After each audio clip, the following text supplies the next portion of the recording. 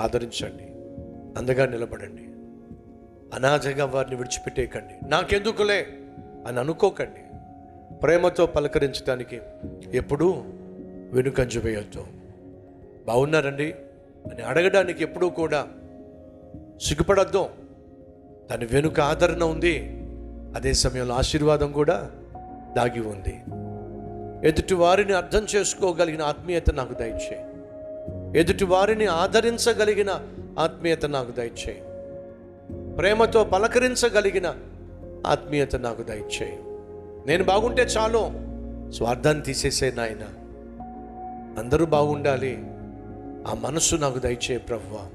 అప్పుడేగా మేము సంతోషంగా ఉండగలిగింది, అప్పుడేగా మేము ఆనందంగా బ్రతకగలిగింది. అటు ఆత్మీయత దయచేయి ప్రభువా. ఈ విలువైన సందేశం నాకు అవసరం. దేవుడు నాతో ఒక నూతన పాఠాన్ని తెలియచేశాడు.